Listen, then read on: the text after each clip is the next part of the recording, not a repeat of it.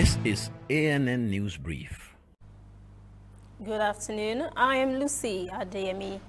Emirates Airlines says it is suspending flight operations to and from Nigeria until further notice. The airline says passenger flights from Nigerians' main airports, Lagos and Abuja, are being suspended from today, June 21st. Emirates says travelers who have been to or were connected through Nigeria in the last 14 days are not permitted to board from any other point to the UAE. Meanwhile, the United Arab Emirates has lifted travel restrictions earlier imposed on Nigeria over disagreement on COVID-19 test requirements between the two countries. Now, Dubai flight restrictions has been relaxed for Nigerians and travels can begin effective Wednesday. UAE authorities said on Saturday Nigerians are to provide negative PCR test taken within 48 hours before departure and a certificate and QR code from a government-approved laboratory.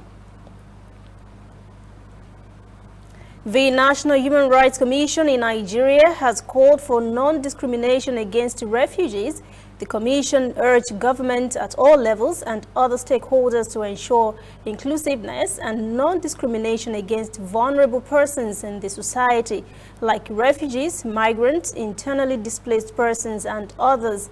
The Commission's Executive Secretary, Tony Ojukwu, said in a statement over the weekend in commemoration of the 2021 World Refugees Day that refugees and related human rights as well as humanitarian issues have escalated in recent times in Nigeria, exposing the victims to the harsh economic realities and poverty amidst high mobility and mortality in the country. We'll be right back. Whether in your house, at your office, on your phone or online, we are there. We have the facts behind the headlines. We cut to the chase with the news you really need.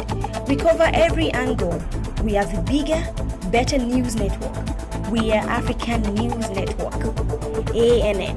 Watch ANN News on MITV from a truly African spirit.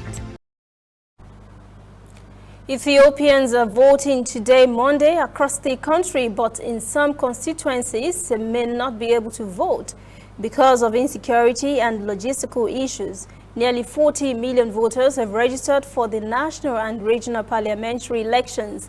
The party that wins the majority of seats in the House of People's Representatives will form the next government. This poll had been delayed twice since last year. Some members of the opposition have accused Ethiopia's ruling party of harassment, manipulation, and threats of violence.